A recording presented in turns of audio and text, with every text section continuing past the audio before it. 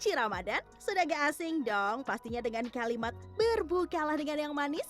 Tentunya kalau sudah jam-jam kritis mendekati beduk maghrib, ragam kudapan manis bermunculan hingga laris manis dibeli pelanggan.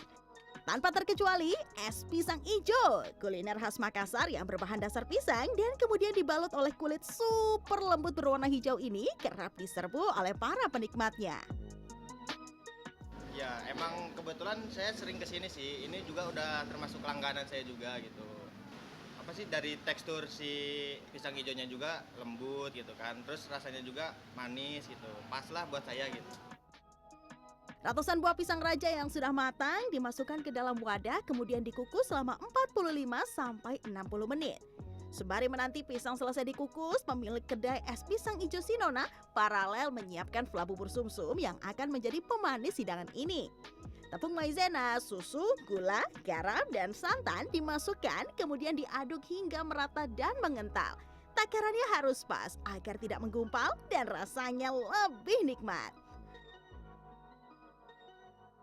Kalau sudah ada pisang kukus dan fla, jangan lupa membuat primadona dari kudapan ini. Yes, kulit dari si pisang ijonya. Adonannya terbuat dari tepung terigu, tepung maizena, telur, gula, garam, dan pewarna makanan ini diaduk secara perlahan hingga merata.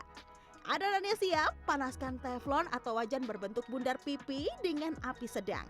Oleskan mentega, kemudian tuangkan adonan kulit pisang ijo. Tunggu hingga mengembang, lalu angkat dan gulung perlahan bersama dengan pisang kukusnya.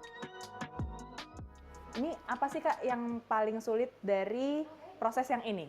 Karena ini cukup krusial kan soalnya. Iya. Kalau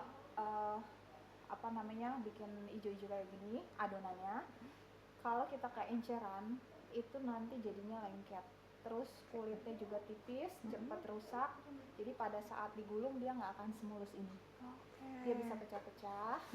Tapi kalau ini kentalnya pas, ini seperti ini ya kentalnya, dia tuh aman. Kalaupun nanti kita ketebelan, paling juga cuma tebel aja. Nah, tapi kalau keenceran itu yang nanti akan merusak kulitnya. Berdiri sejak 2013, kedai es pisang ijo Sinona berawal dari ketertarikan Irwandi akan kuliner asal Sulawesi Selatan ini. Berkat dukungan sang istri, jika dulu resep ulikannya bisa terjual sebanyak 100 porsi, kini dirinya bisa menjual 2.000 porsi per hari hingga memiliki kerjasama dengan catering dan kafe se-Jabodetabek, serta memiliki beberapa reseller. Tingkat kematangan dari pisang hijau sendiri, saya sebagai pemiliknya aja sudah hampir 10 tahun gitu kan ya.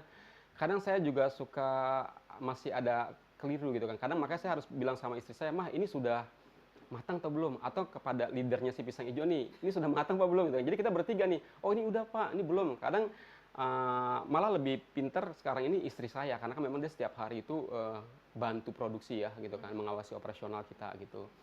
Salah satunya memang tingkat kematangan dari si pisangnya sendiri gitu kan, untuk dikukusnya sudah pas atau belum. Karena kalau misalkan pisang masih keras, contohnya udah kuning, terus kita kukus ternyata masih belum, tingkat kematangannya belum pas, itu akan keras nanti. Itu. Tapi kalau misalkan kita kukus sudah matang, tapi terlalu matang, nanti akhirnya sarinya itu akan keluar gitu kan, jadi kayak basah dia punya pisangnya gitu. Iya, jadi benar-benar harus pas banget gitu. Hidangan es pisang hijau tidak lengkap bila tanpa es serut atau es batu serta sirup merahnya. Seiring berjalannya waktu, es pisang hijau turut berkembang dengan aneka kreasi. Ada yang menyuguhkan hidangan ini seperti biasa dan ada juga yang memotong pisangnya. Namun ada pula loh yang mengolah makanan tradisional ini dengan pendekatan modern seperti yang dilakukan oleh para mahasiswa D3 Seni Kuliner Politeknik Sahid. Melalui seminar dan workshop bertema menggali rasa menjelajah budaya, para peserta diajak mempraktekkan langsung pembuatan es pisang hijau yang dipadukan dengan teknik molekuler gastronomi. Ide kreatif ini muncul untuk mengkreasikan sirup merah menjadi sirup kaviar sebagai elemen inovatif.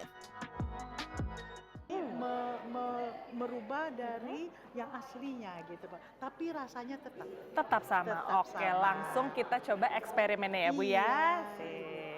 Sip, udah ada nih bahan-bahannya seperti ini. Aha. Ini apa Bu? Ini untuk pembuatan kaviarnya. Oke.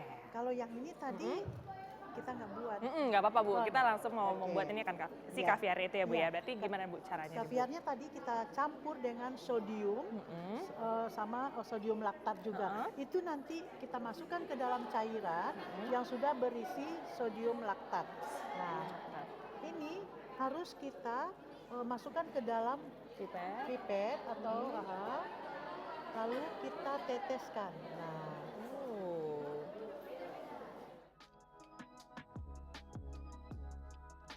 Puluhan peserta tingkat sekolah menengah kejuruan tampak antusias mengikuti jalannya workshop.